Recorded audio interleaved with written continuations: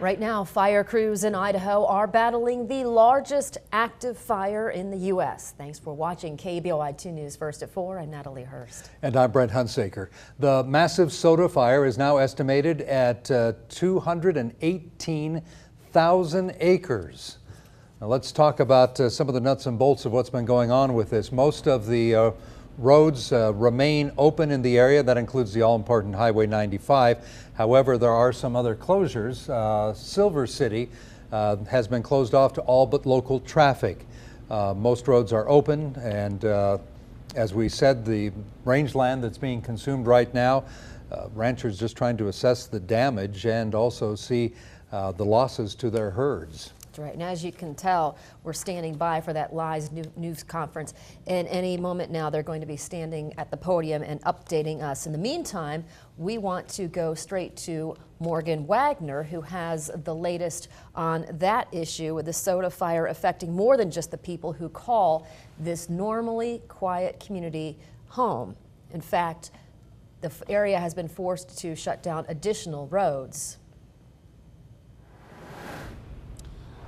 Brent and Natalie, the soda fire has reached the highest level of preparedness possible. Because the fire is so big and that it's moving at such a fast rate, the soda fire has been upgraded to what they're calling a Type 1 incident. With high changing winds constantly present, it's been difficult for these fire crews to get a handle on the soda fire just south of Marsing. So now fire crews will be taking a different two-pronged approach. We'll take a north side and a south side, and so there's two incident management teams that will be managing it. What is being called is a Type 1 team. That Type 1 team comes with additional resources and is able to help handle or manage a higher complexity level. Soda fire information specialist Robin Broyles says a decision like this is made based on what level of threat that firefighters on the ground are facing. What we call a complexity analysis is completed, which takes into account what resources are being threatened, how many firefighters do we have on the ground. Safety is always our #1 priority, and so it's a risk assessment that helps managers determine where and how we're going to manage an incident. This Type 1 upgrade will bring in extra crews from surrounding areas, including additional air TAC helicopters. Broyle tells me an order has been put in to seek additional help from those over on the East Coast. Live in Homedale, Morgan Wagner, KBOI2 News. And now, as we've been saying, this soda fire is affecting much more than those who call this normally quiet community home. Yeah, people traveling through the area are heated up over the massive delays. Sierra Oshwin continues our live team coverage.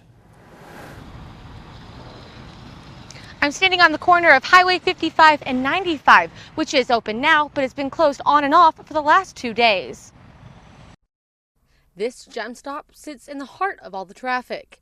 It's a place where travelers park and wait for Highway 95 to reopen. Some drivers had to wait in their cars for hours. One man who was on his way to Oregon says he was frustrated about the wait and that he was about to run out of gas. I was at 1/4 of the tank of fuel, and I was just sitting there, and I'm like, okay, I gotta kill the engine, and just sat there, and of course, it's hot. On a day like today, drivers are facing temperatures in the triple digits. Accompanied by the fire, this makes for one hot ride.